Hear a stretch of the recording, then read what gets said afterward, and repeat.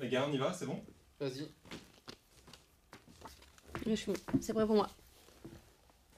Juste calme au début, doucement. C'est vraiment les premières scènes du film. T'inquiète, t'inquiète. Quand tu veux. Vous êtes toutes et tous contaminés. Oula, ok. Et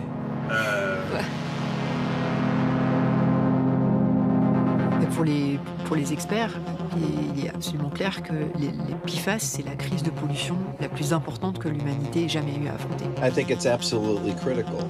You know, what we've seen here in the US is aggressive efforts to try to stop the story from getting out.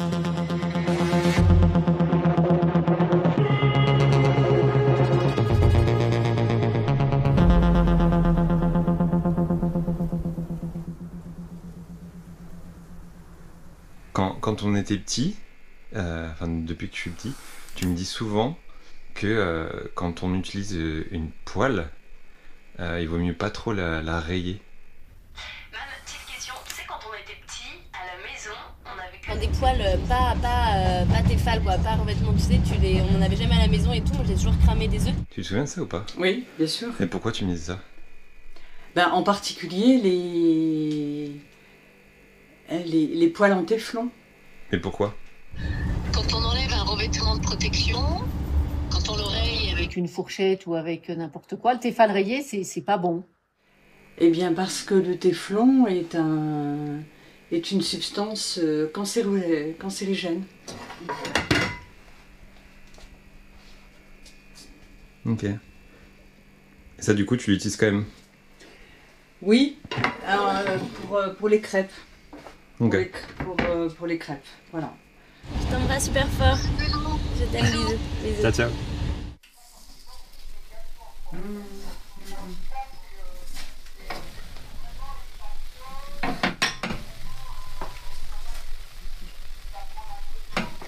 Vous voyez le moment où on réalise que nos mères avaient raison depuis le début.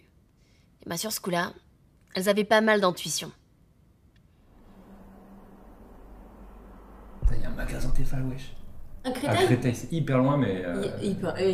ça va monsieur, je passe jamais le Péri. Bah, frérot, tu rigoles quoi? C'est lui qui habite à Noisy, mais c'est vrai qu'il est moins dans le 15e, yes. Et bon, on fait un petit tour à Créteil. Allez. Pour respecter le droit à la vie privée des travailleurs de ce magasin, nous avons anonymisé leur voix et recréé la scène que nous avons vécue à coups de crayon. Bonjour. Désolé, je suis un peu perdu sur les poils. J'ai l'impression que vous avez pas mal de modèles, je sais pas trop. Vous conseillez quoi par rapport à... Moi, avec mon expérience, je préfère vraiment le titanium anti-adhésif. Ok. Après, il y a des gens qui préfèrent l'inox, parce que ça reste moins toxique vu qu'il n'y a pas de revêtement. D'accord. Enfin, je crois qu'il fallait pas les gratter, c'est comme ça. Mais... Ouais, il faut éviter de les gratter. Enfin, de les Pourquoi? abîmer, parce qu'en fait, après, ça abîme le revêtement, et une fois que ça s'effrite, il faut changer la casserole. Ok. Et c'est pas dangereux pour la santé? C'est pas dangereux, non. Non, non. Ok. Non, parce que dans les anciennes casseroles, vous avez du téflon, ça était cancérigène. Ah. Aujourd'hui, nous, dans notre revêtement, il n'y a rien de cancérigène, parce qu'en fait, notre organisme ne digère pas. Ok. Si vous venez en ingérer, votre cœur, il évacue... Oui, donc en fait, même si c'est pas très bon pour la... Enfin, vous dites c'est pas très bon pour la santé, mais c'est juste ça se... Enfin, quand ça grille, on risque rien, quoi. Oui, non, c'est juste que ça s'abîme. Alors que l'inox, ça s'abîme pas. Bah, merci beaucoup. Je vous en prie. Je suis désolé de vous embêter. Ma copine, on a regardé hier soir Dark Waters. Vous Ouais. savez ce que c'est ou pas? Dark Vador, moi. Non, Dark Waters, c'est un film qui parle de scandale écologique. Elle est un peu dans l'écologie. Et elle flippe un peu sur les revêtements. Ouais. En fait, est-ce qu'aujourd'hui, vous avez un nouveau revêtement ou c'est... Enfin, elle flippe de ça en fait. Elle a trop peur que en grattant la voile, ça... Mais non, en fait, vous allez voir Ouais. ce symbole-là. Ouais. C'est que dedans, il n'y a rien de toxique en fait dans nos casseroles. C'est le PFOA? Ah oui, d'accord. C'est ça. Ok. Bon, j'ai essayé de voir avec elle. Merci, au revoir. Et sans plomb et sans caillou. Quoi? Énorme. Essentiel pour garantir un mode de cuisson sûr et sans danger pour toute la famille. Donc en fait, c'est Tefal qui dit à quel point c'est vraiment safe. Garantie sans PFOA, sans plomb et sans cadmium. Donc en fait là, ils disent qu'ils n'utilisent plus le PFOA. Mais Ils nous disent pas du tout par quoi être remplacés, bon. Non, Y a rien dessus. non, il n'y a pas de... Pierre, on t'a ramené un petit truc, un petit cadeau. Voilà, je te donne ça. Merci. Est-ce que tu peux le montrer à la caméra? Ouais, exactement. sur cette poêle, il y a écrit 100 PFOA. Donc nous, on s'est dit que c'était bon et qu'on pouvait peut-être l'utiliser sans se soucier de notre santé. En tout cas, ça y est, c'est le sujet est clos, quoi. C'est-à-dire qu'il n'y a plus de danger. C'est une évolution des procédés, voilà. La réglementation a évolué. Maintenant, le PFOA, on n'a plus le droit d'utiliser le PFOA pour synthétiser du téflon. Et donc, on utilise des alternatives, des substituts. Ah, donc il y a une alternative sur cette poêle. Ce qu'on sait, c'est que c'est un revêtement antiadhésif, probablement du téflon. Comment elle a été synthétisée, ça on ne le sait pas. On sait juste qu'elle a été synthétisée sans PFOA. Et on n'en sait pas plus. PFOA. L'un des principaux composants, l'acide perfluorocatanoïque PFOA. Enfin, suspecté d'être cancérigène. Aujourd'hui interdit aux États-Unis comme en France, le PFOA est désormais remplacé par d'autres produits chimiques aux acronymes similaires. Perfluoré, c'est l'avocat américain qui s'est battu contre DuPont. Ça serait ouf si on pouvait l'interviewer, tu vois. T'as pas les contacts, toi, tu connais tout le monde, quoi. Oui, bonjour les États-Unis. That just last week, Rob Bilott was welcomed as a partner here at Taft, Stettinius, and Hollister. Hi, Mr. Hello. Bilott. Thanks so much for taking your time. How did all that started? How did you first get into this vortex of PFAS?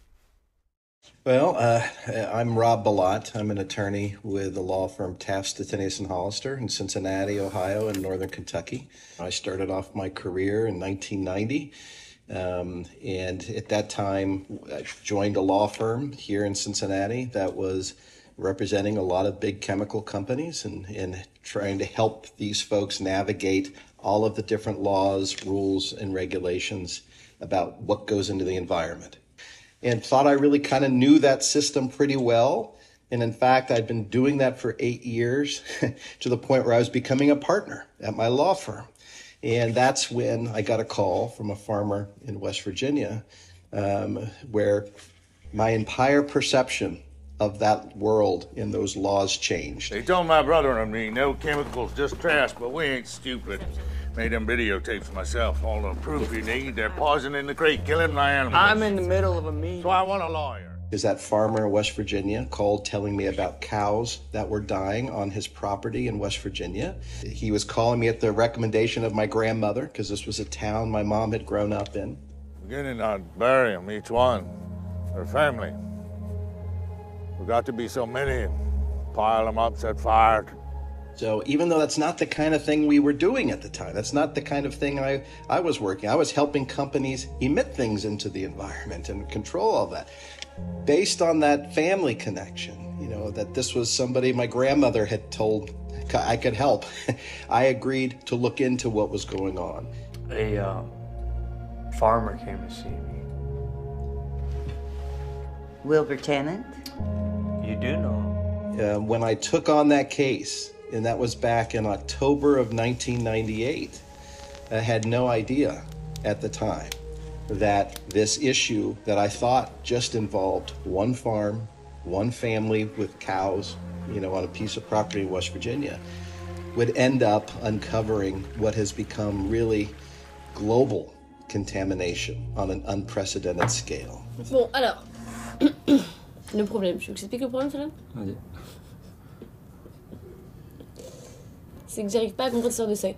Tu sais que moi, comment je suis, j'ai besoin de comprendre tout. Une fois que j'ai tout compris, après, je peux... Après, on simplifie, on prend les trucs importants et tout, tu vois. Et là, c'est encore hyper flou pour moi, en fait. Enfin, les PFAS, c'est une famille de substances chimiques qui sont fabriquées par l'homme, qu'on ne retrouve pas naturellement dans l'environnement. Un PFAS, c'est au départ un hydrocarbure, donc une succession d'atomes de carbone qui sont reliés les uns aux autres, sur lesquels on va venir ajouter des atomes de fluor. La liaison carbone-fluor, c'est une des liaisons les plus stables de la chimie organique. Elle est incassable, enfin on n'arrive pas à la casser. Et donc cette résistance, ça donne plein de propriétés super intéressantes pour les industriels, comme résistance à la chaleur, résistance à l'eau, résistance aux graisses, etc. Et en plus, ce qu'on peut faire, c'est venir ajouter au bout de cette chaîne carbonée et fluorée un groupement fonctionnel, une fonction acide, il y a plein de possibilités. Et ça va encore venir modifier les propriétés de cette molécule. Poêle à frire, tenue de pompier, emballages alimentaires, revêtements anti-taches, les PFAS sont désormais partout. Problème, cette résistance les rend indestructibles dans la nature. C'est pour... Tu te rappelles, Tefal arrête le PFOA, mais on est quand même hyper exposé au PFOA. Enfin, en gros, il n'y a plus de PFOA, c'est interdit, mais c'est quand même la merde parce que c'est partout. Tu sais par quoi il est en place? Non. Moi, j'en sais genre par rien, enfin, un truc...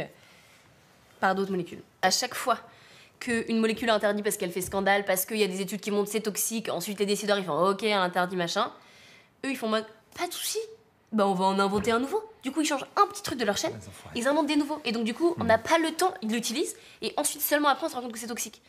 Au tout début, quand on commence à taper PFAS sur Internet, un des noms qui revient le plus souvent, c'est Stéphane Aurel. C'est une journaliste au Monde, et on décide de l'appeler.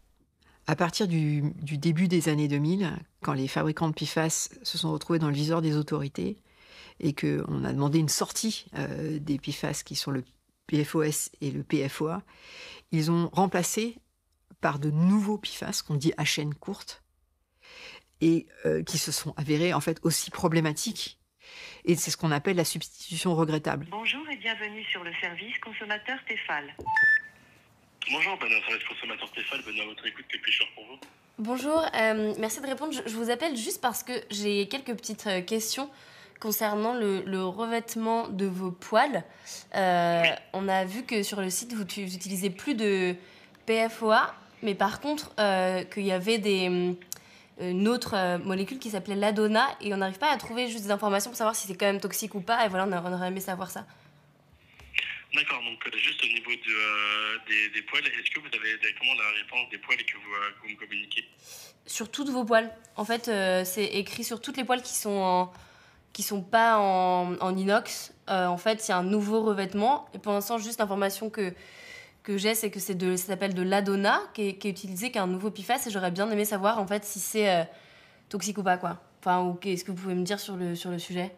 Toutes les poêles, ou par exemple, je vais vous donner une référence d'une, la Excellence Poêle 32 cm. Allô? Allô? Vous êtes là? Allô, allô, monsieur? Je suis choqué. Ils nous ont...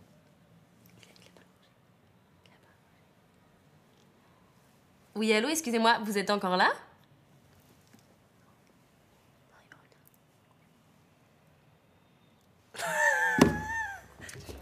Mais c'est un truc de fou. Jamais autant fait ghoster que par tes fans. Ils ont juste même pas dit « Je reviens vers vous dans quelques secondes, je vais me renseigner ». Le gars a dit... Alors là, je comprends pas. On rappelle? Non, mais alors, mais on va rappeler avec un autre numéro, frère. Votre conversation est susceptible d'être enregistrée. Oh. Petite basse. Bien, mais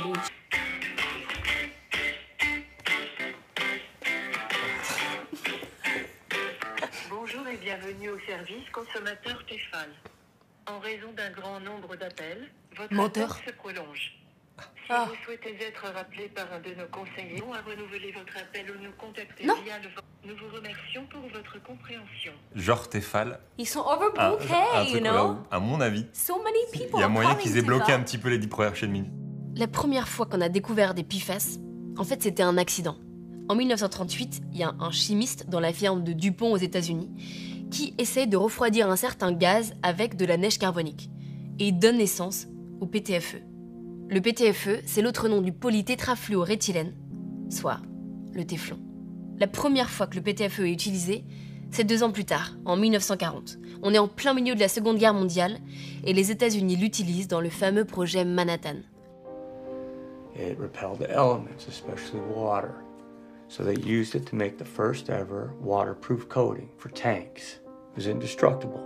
Then some companies thought, hey, why just a battlefield? Why not bring this chemical into American homes? Et c'est en 1949 que DuPont dépose la marque Teflon et commence à les commercialiser à grande échelle.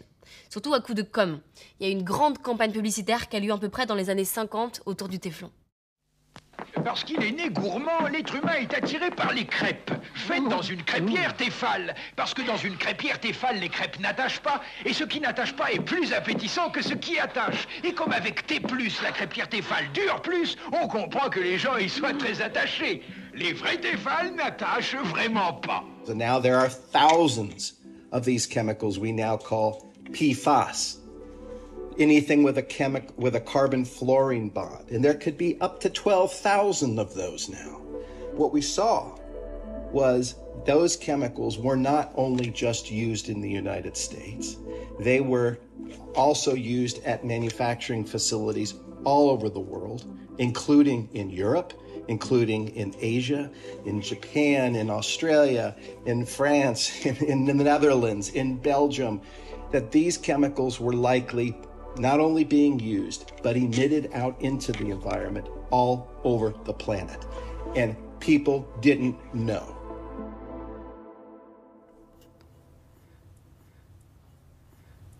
Vas-y, fais-moi peur, il y en a dans quoi, un truc que j'utilise tout le temps? Dans un truc que j'utilise tout le temps, ouais. L'ordinateur, espèce de geek. Et non, un truc, frère, qui m'a fait rire, c'est que, tu sais, t'as envie de mettre des lentilles. Ouais. Bah, oublie. T'as des lentilles de contact. Enfin, moi, je serais toi. Je garderais tes petites lunettes de nerdy, là. Les gars. Oh putain, y'a Lou! Tu sais, t'es là? où? Vous êtes où? Là. Ah, t'es pas là. Oh, meuf, mon rêve.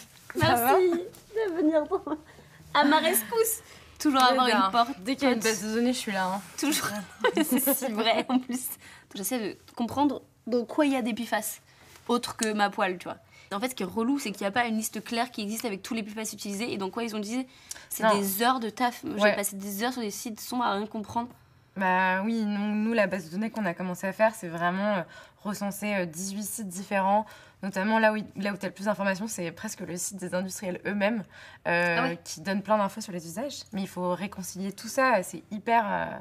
Mais ils les donnent pas tous. Non, ils les donnent pas du tout tous.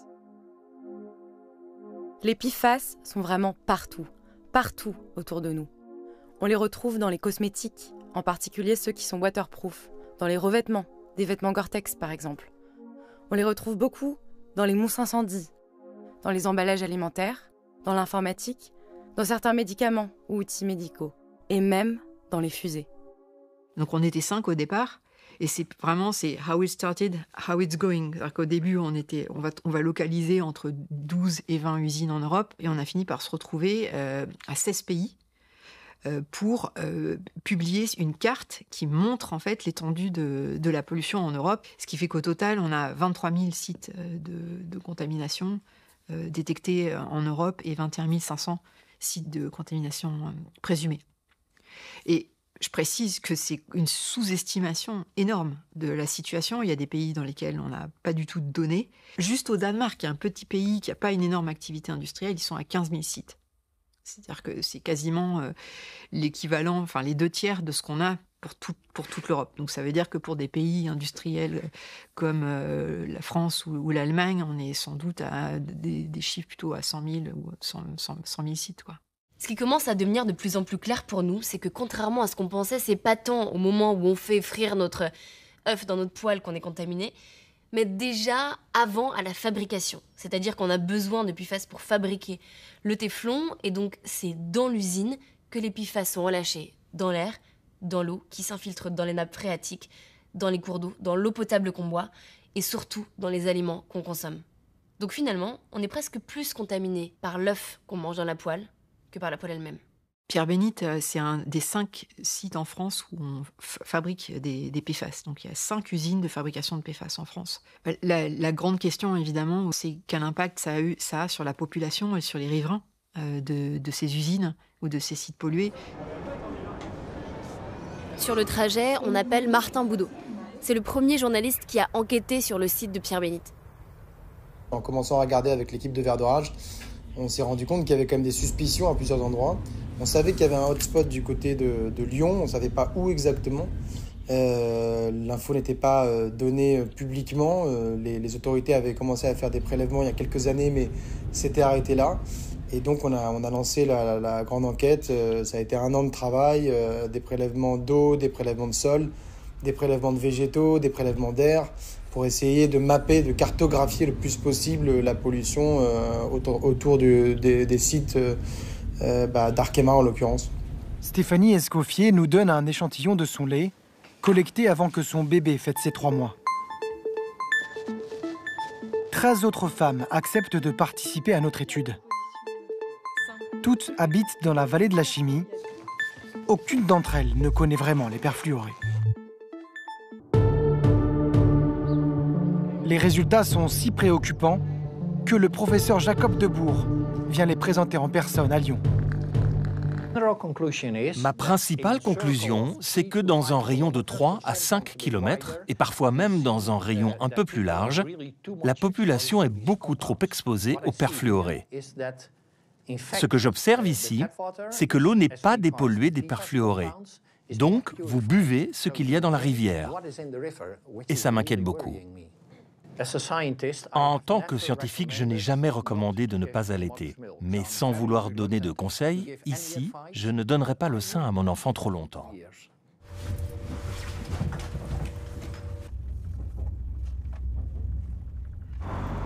Si il accepte de témoigner, ce mec, c'est ouf.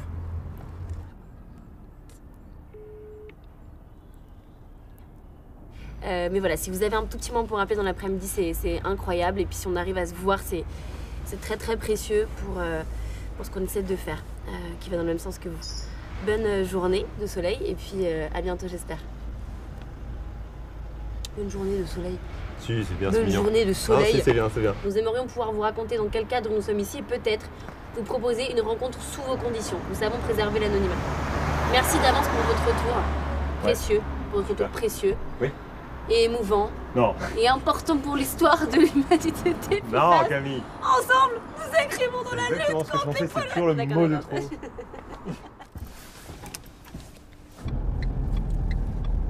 J'ai confié un échantillon de mon lait maternel à l'équipe de Vert d'Orage qu'il a fait analyser par une équipe qui sont spécialisés dans les perfluorés. Et du coup, les taux étaient 2 fois plus élevés, grosso modo, qu'une étude similaire qui avait été conduite aux Pays-Bas. Et je m'y étais un peu préparée, mais peut-être pas autant. C'était vraiment... ouais, c'était... Oui, d'abord, c'était de l'inquiétude que j'ai eue pour mon enfant, de la culpabilité. Après, avec... elle est toujours présente, la culpabilité.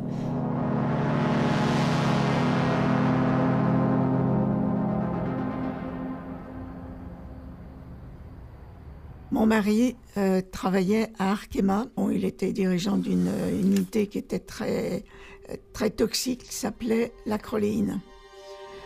Et maintenant, je me pose la question, mon mari avait de l'hypercholestérol. On ne mangeait absolument pas gras, c'était pas une question de nourriture. En fait, il en est décédé quand même. Bon, j'ai une fille qui a de l'hypercholestérol, donc on a quand même, se dit, on a des trucs qui posent problème, quoi.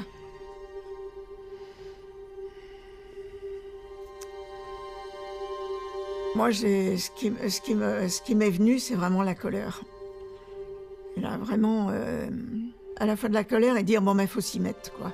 Il faut réagir, il ne faut pas laisser passer ça. Il y avait l'agence régionale de santé qui, à l'époque, au tout début, niait le problème. Quand il y a le député, pourtant médecin, qui dit non, il n'y a pas de problème, machin, etc. Enfin bon, tous ces trucs-là, c'est inadmissible. Il faut qu'ils se rendent compte que les conséquences sont vraiment trop graves et qu'il faut qu'ils sortent de leur bulle. Enfin, c'est ça que je ne comprends pas. Dans la tête de ceux qui polluent, ils en subiront eux aussi les conséquences. Aujourd'hui, nous, ce qu'on demande, les victimes, les associations, c'est qu'il y ait des prélèvements qui soient faits aux frais d'Arkema, parce que c'est Arkema qui n'a pas respecté la réglementation environnementale pendant des années. Et en fait, c'est vraiment l'application du principe pollueur-payeur, c'est-à-dire que cette impunité des pollueurs, elle n'est plus acceptée par la société civile. L'administration sait depuis 2010 qu'il y a une grosse pollution de la nappe et de l'eau potable, parce qu'il y a l'ANSES qui a fait des études. Et en fait, dans le rapport de l'ANSES, c'est indiqué... On est venu avec l'Adréal sur le site, on a voulu faire des prélèvements, mais en fait, on avait prévenu Arkema qu'on allait faire des prélèvements, et Arkema, la veille de notre passage, a rebouché l'endroit le pire, le plus contaminé de sa plateforme. Et en fait, ça, c'est vraiment... c'est une infraction pénale, en fait, c'est de dissimuler la vérité. Pour savoir à quel point Pierre-Bénite est contaminé, on appelle Émilie Rosso. C'est une journaliste de la région qui a fait tout un tas de calculs pour savoir si ces taux étaient plus ou moins élevés que d'autres endroits dans le monde. Pour son travail, elle a été nommée au prix Albert Londres. là, tu es à l'endroit le plus pollué de Pierre-Bénite. Il y a 642 microgrammes de PFAS par kilo sous tes pieds. Alors, dit comme ça, évidemment, ça parle pas à grand monde. Et en fait, à l'époque, ça me parlait pas du tout à moi non plus. Et comme on n'avait pas de normes, on n'avait pas de seuil ni rien, je me suis dit qu'il fallait aller voir un petit peu ce qu'ils faisaient à l'étranger. Et c'est comme ça que je me suis rendu compte qu'on était en fait 14 fois au-dessus de la norme danoise pour les terrains de jeu et les jardins d'enfants, mais aussi 51 fois au-dessus de la norme hawaïenne pour les écoles et pour les parcs, et 24 fois au-dessus de la valeur indicative hollandaise. Alors, du coup, là, ça commence à faire un petit peu peur. La réglementation des produits chimiques en France, en Europe et même dans le monde, en fait, repose sur un principe qu'on appelle l'évaluation des risques. C'est-à-dire qu'on peut mettre des produits, les industriels peuvent mettre des produits sur le marché, et c'est seulement quand il y a un problème qu'on les retire. Donc il y a une sorte de dicton dans ces milieux réglementaires où on dit qu'il faut 90 jours pour mettre un produit chimique sur le marché et 20 ans pour l'en retirer.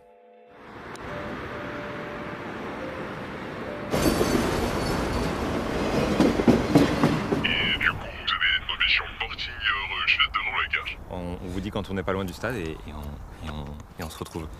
Génial. Et comme ça, vous aurez l'interview. Génial. Merci beaucoup. La personne que vous allez entendre, elle travaille chez Arkema. Elle a accepté de nous livrer son témoignage anonymement pour préserver son emploi. Voici ce qu'elle a finalement accepté que nous diffusions. Il y a des citoyens qui vivent autour, mais il y a aussi les salariés qui travaillent tous les jours avec, pour certains, peut-être la boule au ventre. Et puis, et les salariés qui travaillent, que ce soit chez Arkema ou chez les sous-traitants, elles viennent travailler, elles viennent pas forcément pour faire du mal aux gens qui sont autour.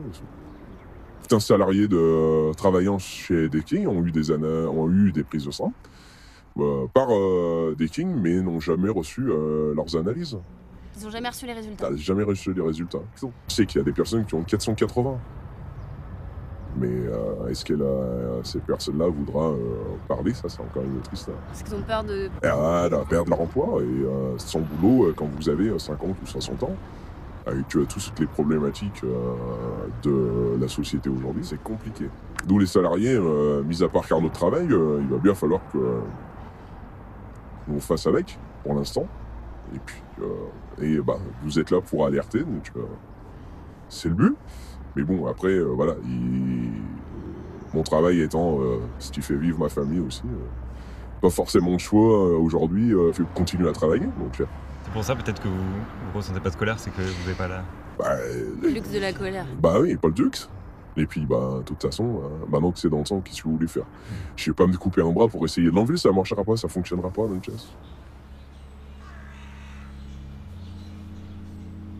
And in the US, what you've seen is it has taken decades for us to be able to get this story out to the scientists and the regulators, the lawmakers and the public. You know, it actually took getting a feature film, a movie, a Hollywood film, Dark Waters, and documentary and books out to finally start getting the public to pay attention. There has been active lobbying and efforts by the makers of these chemicals to try to keep that information from coming out. Ce qu'il faut comprendre avec la littérature scientifique, c'est que si on prend seulement une étude localisée, isolée, ce qu'elle peut mettre en lumière, c'est avant tout une corrélation. Mais quand on commence à avoir une accumulation de données, de résultats, d'études, on commence à construire ce qu'on appelle un consensus scientifique. Et nous, c'est ça ce qui nous intéressait. Donc on a essayé de trouver le plus d'études possible, de garder seulement les plus robustes, c'est-à-dire celles qui sont faites sur une large population, parfois sur plusieurs années, testées sur des humains plutôt que sur des animaux. Et on est arrivé à des résultats assez flippants. Pour commencer, il faut savoir que les PFAS ont des effets sur notre santé avant même qu'on naisse, c'est-à-dire lorsqu'on est encore un embryon. Par exemple, cette méta-analyse, elle est assez robuste parce qu'elle regroupe 9 études scientifiques qui établissent un lien direct entre l'exposition à certains PFAS et la réduction de la taille du fœtus dans le ventre des mères. Celle-là, elle parle du retard de développement au niveau du cerveau, potentiellement même des années après l'exposition aux PFAS. Ici, les chercheurs qui se sont intéressés au sang de 744 adultes et 249 enfants français, et ils ont montré que 100% d'entre eux contenaient des PFAS. Maintenant, on va s'intéresser aux études qui cherchent le lien entre l'exposition aux PFAS et le développement de certaines maladies. Cette liste, elle est très longue et non exhaustive. On commence seulement à comprendre le sujet. Cette étude, elle dit que quand on est exposé aux PFAS, on est aussi exposé à développer de l'hypertension et donc des maladies cardiovasculaires. Celle-là, elle met en lumière le risque de dérèglement du système immunitaire par la réduction de la production d'anticorps, une fois qu'on est exposé au PFAS. Donc ça veut dire être plus vulnérable face à d'autres maladies. Bon, donc on arrive dans le centre de recherche de cancérologie. Ils vont nous présenter un peu tous leurs nouveaux travaux. Je crois qu'eux, ils travaillent là sur les cancers de la testicule, des testicules, a priori il y en a 2, je crois, liés au PFAS. Et frère, je te rappelle que je suis hypocondriaque, donc j'ai envie de mourir d'angoisse. Je me posais juste la question parce qu'on parlait de social, etc. Ouais. Et que c'est une question qui est peut-être un peu... Vous vous en doutez, un des grands sujets, c'est évidemment le cancer. Et le Centre international de recherche sur le cancer, qui est vraiment l'autorité en la matière de cancérologie, a classé un PFAS, le PFOA, comme cancérigène certain et le PFOS comme cancérigène probable, et tout un tas d'autres PFAS sont actuellement à l'étude. Celle-ci, elle est très large. En fait, elle a analysé 16 000 personnes qui avaient déjà été diagnostiquées du cancer et ils ont regardé si leur taux en PFAS était assez élevé ou pas. Et les résultats, ils sont assez criants. Il y a vraiment des liens assez étroits avec le cancer de la thyroïde, des testicules et par exemple certains mélanomes aussi. Plus précis, cette étude, elle s'est concentrée sur le risque de cancer des testicules chez les sapeurs-pompiers qui étaient très exposés par essence au PFAS parce que c'est beaucoup utilisé dans les mousses incendies.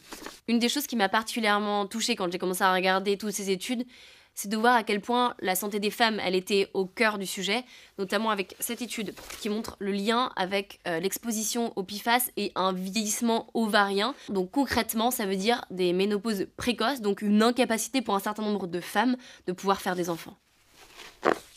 Et face à toute cette littérature, il s'est même créé un mini GIEC de la toxicologie qui s'appelle Evidence-Based Toxicology Collaboration et qui est un rassemblement d'expertes et d'experts du monde entier qui alerte la communauté internationale sur le lien entre exposition au PFAS et dangers irréversibles sur la santé humaine.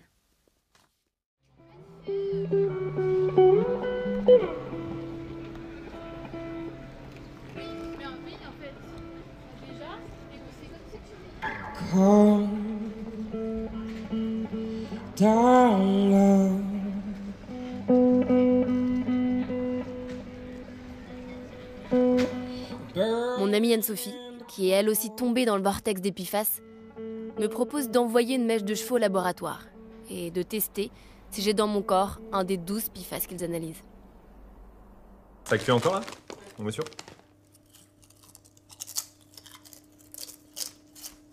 Alors, la badie. La badie, voilà.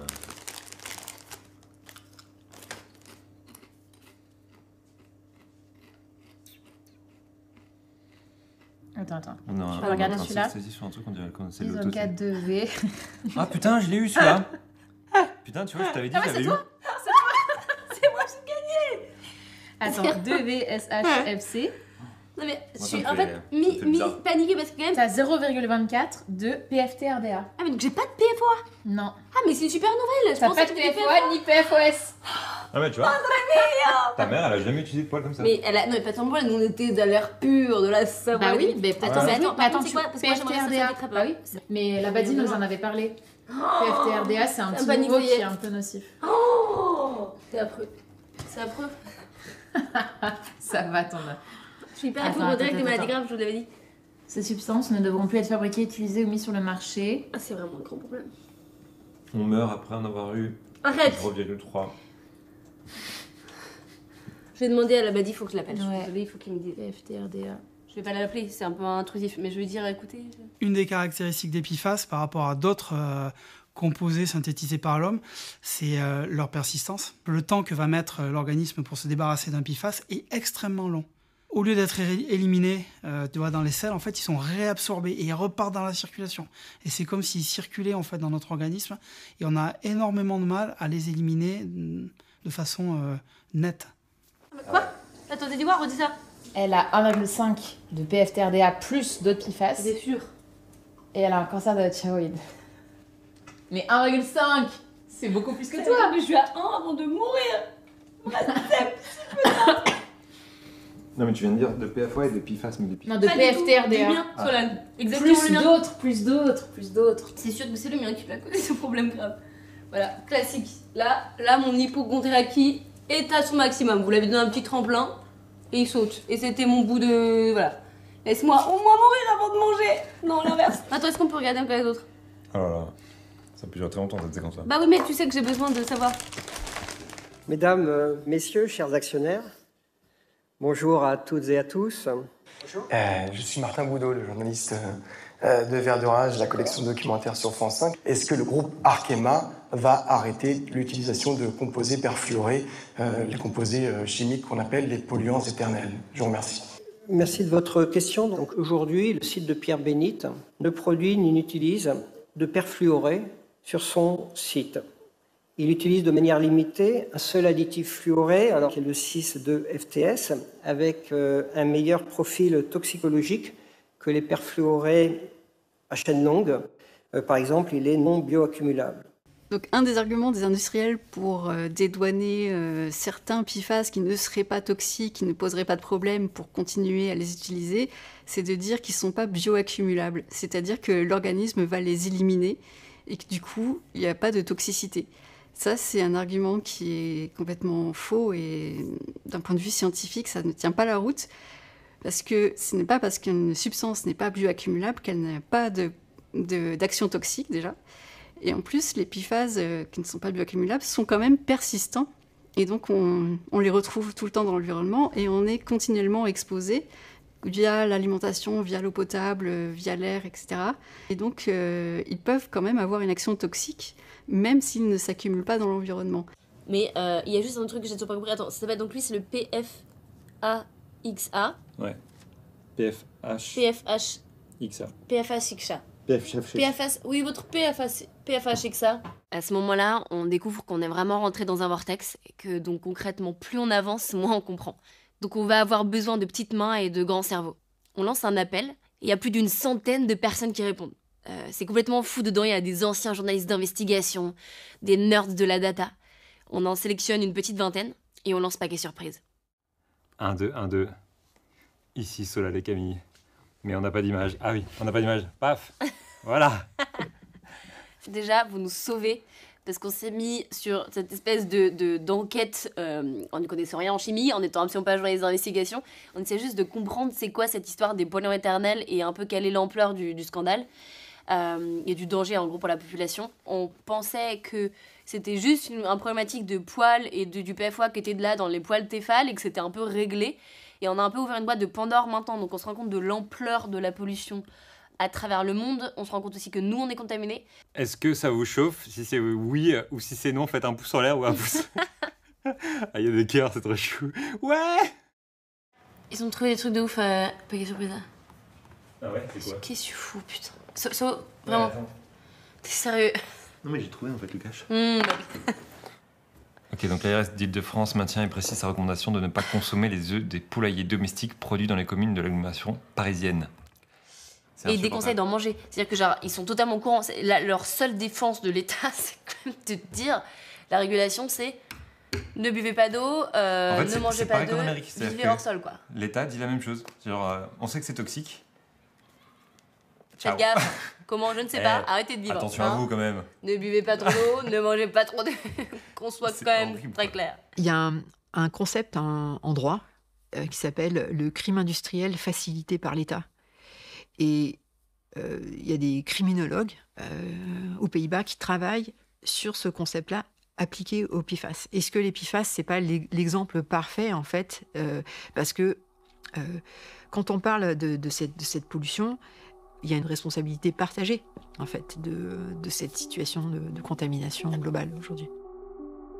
Hello, on avance bien, on a trouvé pas mal de docs pour 3M et Dupont. C'est un article de industrydocuments.ucsf. C'est que dès les années 94, Dupont connaissait le risque. En fait, il y a déjà un lobbying très agressif pour préserver les PFAS avant Dupont savait. C'est ce que montre le papier scientifique The Devil They Knew. Dès 1959, Dupont établit un rapport sur la mort d'un travailleur suite à l'inhalation de téflon.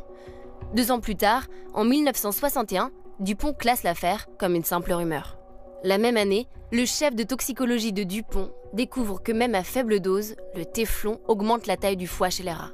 En 1978, un mémo personnel et confidentiel révèle que 60% des 31 employés de Dupont ont des enzymes hépatiques élevées. En 1981, l'entreprise sort un rapport confidentiel sur les malformations congénitales parmi les travailleuses. By the 1980s, they had done tests that indicated it could cause cancer. The companies chose not to disclose that information to the regulatory agencies. That information had been covered up. It had not been shared with scientists, with regulators, or with the public. DuPont, better things for better living. Bon, Camille, je crois que je l'ai ta base de données. Je vais pouvoir te la montrer. C'est vrai? Ouais. On a essayé vraiment de recenser à chaque fois pour chaque entreprise, chaque molécule, les engagements qui ont été pris par les... Je suis tellement excitée par ce tableau Excel. Je pensais pas que ça m'arriverait un jour. Cette petite case 11H était extraordinaire. Donc on avait identifié 5 industriels pour lesquels chercher des informations. Il y en a 4 pour lesquels les journalistes de Paquet Surprise, ils ont dû vraiment à chaque fois aller chercher les rapports à la main, consolider la donnée et tout, etc. Il y a un industriel qui a mis de la donnée sur les 15 000 produits qu'ils fabriquaient. C'est qui? C'est les gars? C'est 3M. Ah, c'est 3M, okay. Ouais. Sur les 14 000 produits qu'ils mettent, il y a un PFAS qui apparaît 2500 fois. Et ce PFAS, il s'appelle Vendor Trade Secrets. Ouais. C'est genre secret professionnel, enfin secret industriel, quoi. En gros, ça veut dire qu'on sait pas ce qu'il y a dedans. Bah super, c'est vrai. Donc en fait, sur plus de 10% de la base, même plus, on n'a pas... Même quand ils mettent la base de données en open source, derrière, on n'arrive pas à analyser ce qu'il y a dedans. Alors qu'elle est exposée à des procès de plusieurs milliards d'euros aux États-Unis, 3M a annoncé arrêter les PFAS à horizon 2025. Mais, petit astérisque, se réserve le droit de continuer à en utiliser si certains usages se révèlent non substituables. En revanche, certains industriels n'ont aucunement l'intention de se débarrasser des PFAS. Chemours vient d'annoncer un investissement historique de 200 millions de dollars pour ouvrir une unité dans le Val d'Oise. Daikin, côté lui, a annoncé agrandir son site de Pierre-Bénite. Qu'est-ce qui nous pousse, en tant qu'industriel, qu'est-ce qui pousse l'industriel à continuer de nous les vendre et de passer par tous les moyens possibles pour continuer? C'est très difficile de répondre à cette question et tu penses bien que tous les gens qui travaillent sur ces questions, ça les empêche de dormir assez régulièrement. Bonjour et bienvenue chez Arkema. Welcome to Arkema. Si vous parlez français, oui, appuyez sur 1. 1. Si vous souhaitez être mis en Il pleut. avec le service des ressources humaines, non, appuyez sur 1. Je vais calmer. Le service de maintenance. You've reached Chemours International Operations Company. Non, 4. Appuyez sur 4. Appuyez sur 4. www.chemours.com. Quelqu'un? Sorry, the number you have dialed is not in service. On vous informe que le numéro demandé n'est pas attribué.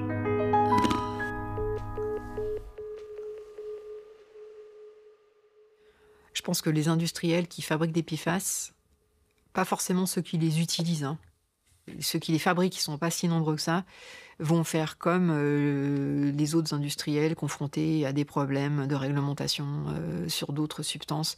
C'est gagner du temps et essayer de retarder le plus possible le moment où ils vont devoir passer à autre chose. Parce que c'est très confortable de continuer à faire du profit en fait, avec ce qui est déjà là, quoi. Et il n'y a pas d'exemple. Un jour, j'ai demandé à des historiens des sciences spécialisés sur la pollution industrielle s'ils avaient l'exemple d'un industriel qui se serait mis qui aurait retiré une substance dès qu'il a appris qu'elle était toxique, qui aurait eu un comportement vertueux, on va dire, assez rapidement. Et ils ont réfléchi pendant 10 minutes dans un silence assez pesant pour finalement me dire, en fait, non, on n'a pas d'exemple, quoi. Bon, alors comme c'est le PFAS n'est pas dangereux, monsieur Chemours? Tout à fait, nos PFAS sont bio et complètement biodégradables. Puisque Chemours semble complètement injoignable, et c'est pas faute d'avoir essayé, on décide de se rendre sur place. On veut savoir qu'est-ce que l'entreprise qui est à quelques kilomètres de chez nous compte faire au niveau des PFAS. Je suis l'impression d'être sur Mars, j'ai pas dormi là, je sais pas du tout. On est chez Chemours. Qui se dit pas Chemours, se dit Chemours depuis 110 ans, fake news. Kémour.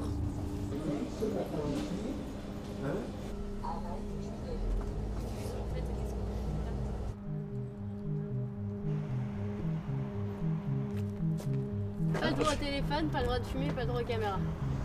On arrive devant une grille où c'est écrit accueil visiteur.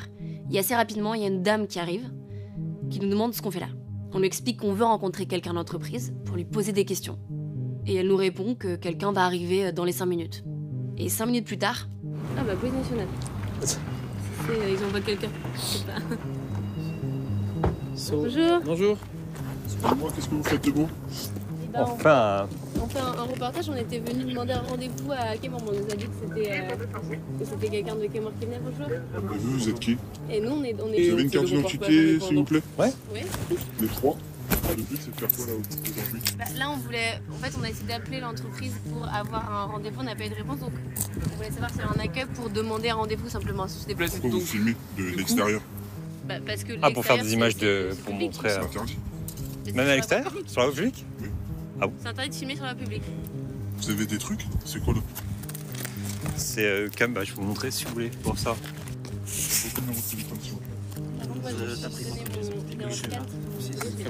Dans la dizaine de minutes qui s'écoulent, il y a 2 autres voitures de police qui rejoignent la première, donc on se retrouve face à 12 policiers.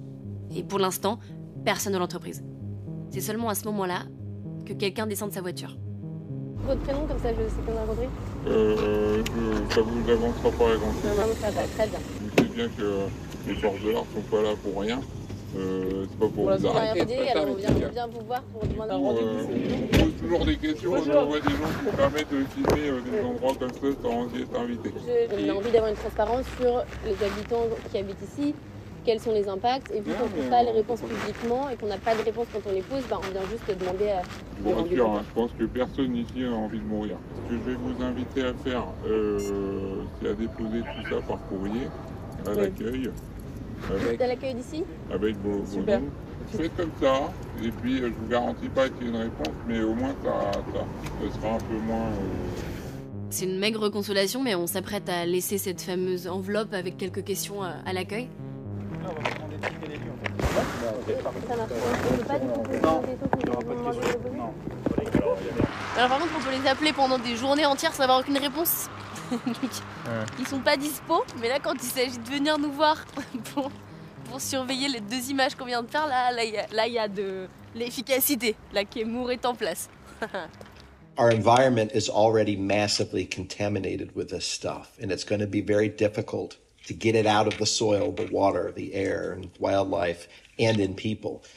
But what we can do very quickly is stop any more of it from coming out into the world. Stop more of it from getting into products and materials and continue to be emitted into the world so that we can focus on removing what's already out there and making sure that these exposures stop. Si on continue à réglementer les substances chimiques une par une, comme on fait depuis des décennies, depuis qu'on a une réglementation chimique, c'est un peu comme vider le Sahara avec une petite cuillère percée, quoi.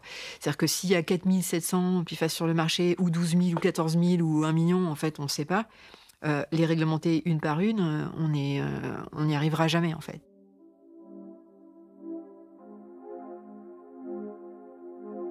Après des années de complaisance vis-à-vis des industriels chimiques, certains pays décident d'enfin en sortir. C'est le cas par exemple de la Nouvelle-Zélande ou du Danemark. Et en France, il y a un député qui a entendu parler de l'histoire de Robert Billotte et qui depuis s'acharne à essayer de faire voter une loi pour interdire les PFAS sur le territoire. Il s'appelle Nicolas Thierry et on allait le rencontrer à l'Assemblée nationale. Je rends compte déjà, les cosmétiques, déjà si on pouvait l'interdire, même pendant plusieurs années, le nombre de cancers qu'on éviterait. Ouais. Même en termes d'emballage alimentaire. Et en fait, on sait que sur un certain nombre de produits, donc emballage alimentaire, le textile non professionnel, c'est-à-dire on ne parle pas des vêtements de sécurité, mais du quotidien, je l'ai dit, les cosmétiques et le ski, c'est-à-dire les farts, c'est-à-dire pour glisser un peu plus vite, ça on sait faire sans. Ouais. Et déjà, si on interdit, et on a des alternatives, on sait faire sans, si on interdit tout de suite, sans attendre l'Europe, ouais. En fait, ça se compte en vie humaine. On va éviter des milliers, voire des dizaines de milliers de cancers tout de suite. Et c'est pour ça que c'est aussi très intéressant la question des PFAS, c'est l'introduction de l'idée de l'usage essentiel. c'est quoi les usages essentiels pour la société, qu'est-ce qu'on veut dire par essentiel, et c'est pas un choix qui peut être fait par 15 industriels et 3 régulateurs. C'est un vrai choix de société, en fait. Évidemment, c'est des industriels qui ont créé ces besoins et les consommateurs, nous, on les achète. Mais il y a une vraie réflexion à avoir aussi pour les consommateurs sur quelle baisse de performance ils sont capables d'accepter sur des objets dont leur vie ne dépend pas. Par exemple, faire frire un œuf, qui est beaucoup moins essentiel à la société que les pompiers soient équipés avec des équipements qui leur permettent de ne pas brûler quand ils rentrent dans un lieu en flammes. Le troisième point, qui est aussi très important, c'est mettre en place une taxe qui serait payée par les industriels pour justement alimenter un fonds qui servirait à la dépollution. Et pour être un peu précis, ce fonds, il abonderait, il financerait les agences de l'eau, qui permettrait d'aider les collectivités, les mairies, pour qu'elles puissent assurer la dépollution. Donc en fait, interdiction 2025, 2027 plus large, test dans l'eau et une taxe sur les industriels pour qu'ils puissent répondre financièrement des pollutions qu'ils ont générées. C'est ça la proposition de loi. Tous les industriels confondus, tous les producteurs de PFAS. Tous les producteurs de PFAS. Producteurs de PFAS. D'accord, ok. Il y a une évaluation qui a été faite, qu'il faut mentionner sur le coût des maladies liées à une exposition au PFAS. Le coût pour les systèmes de santé européens, c'est entre 52 et 84 milliards d'euros par an. C'est quand même, et ça ne concerne que certaines maladies qui ont été identifiées comme liées à une exposition au PFAS. Donc c'est le coût pour la société des PFAS en termes de santé des personnes, pour les systèmes de santé, de dépollution, est vraiment atteint des sommets qui sont difficilement imaginables, quoi. On pourrait se demander à quoi ça sert. En fait, vous gérez vos lois, et voilà. Mais qu'est-ce que ça change si les gens en parlent? Est-ce que ça peut changer des positions? Nous, on ne fait rien, on ne peut rien faire bouger sans la pression citoyenne. Aujourd'hui, il faut bien avoir conscience que les lobbies sont extrêmement organisés, qui fournissent des éléments de langage à beaucoup de députés, qui multiplient les rendez-vous, qui sont extrêmement organisés, qui ont beaucoup d'argent. Et la seule chose qui peut contrebalancer cette pression des lobbies industriels, c'est la pression citoyenne. Donc si demain, on n'a pas de la société civile, des militants, des citoyens dans les circonscriptions qui interpellent les députés, en fait, c'est le statu quo.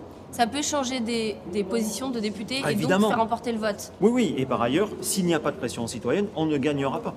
C'est aussi simple que ça. C'est-à-dire aujourd'hui, on restera dans peut-être le vote des écologistes, peut-être des députés NUPES, mais on n'ira pas au-delà. Et si on veut faire bouger notamment un certain nombre de députés qui sont dans la majorité ou même dans l'opposition à droite, s'ils ne sont pas interpellés dans les circonscriptions, s'ils ne reçoivent pas de mails des ONG, si des scientifiques ne les interpellent pas, ça ne bougera pas. Donc en fait, c'est vraiment un travail complémentaire qu'il faut mener entre société civile, députés qui portent les lois et les scientifiques. Sans ce triptyque, il n'y a pas de salut. Et les lobbies de l'industrie, de ceux de Chemours, de Arkema, de tout ça, ils sont déjà présents, ils savent que vous allez voter cette loi-là. Est-ce que vous les avez vus déjà s'organiser un petit peu? Alors c'est jamais extrêmement visible. Par contre, on voit en commission que les éléments de langage qui sont formulés par un certain nombre de députés, on voit bien que c'est précisément les mêmes que ceux que tiennent les industriels. Et d'ailleurs, on en discute avec Robert Bilotte, qui a été l'avocat aux États-Unis, qui nous avait prévenu des éléments de langage qui allaient être formulés. Et quelques semaines après, je les entendais en commission de la bouche de députés qui étaient parfaitement les mêmes, au mot près. Qui reprennent la défense de l'industrie, en fait. Exactement. Donc, en fait, ils sont très organisés. Ils ont des juristes de très haut niveau, ils ont des lobbyistes, ils proposent des amendements sur les propositions de loi qui sont déjà pré-rédigées, que les députés n'ont qu'à déposer. Donc, tout ça est très organisé. Donc, il faut bien comprendre qu'on a des puissances financières en face de nous qui ont largement les moyens et que les enjeux, on parle de milliards en face, qui sont justement... Et leur curseur, eux, c'est pas la santé publique. C'est comment j'organise le statu quo pour maximiser mon profit. Pour maximiser mon profit, même si je sais que je vais perdre dans 10 ou 15 ans que la réglementation changera. Si je peux gagner 5 ans, c'est des milliards de gagnés. C'est ça. Gagner du temps, décaler. Exactement. Les PFAS, c'est un des sujets les plus passionnants sur lesquels j'ai eu à travailler comme journaliste, parce que c'est au cœur de tellement de questions de comment on veut vivre en société, en fait. Comment, quel choix on doit faire, quelles sont les priorités finalement. Oui, je trouve que ça pose vraiment exactement les bonnes questions qui font mal et qu'on ne s'est pas posées au moment où les décisions auraient pu être prises, quoi.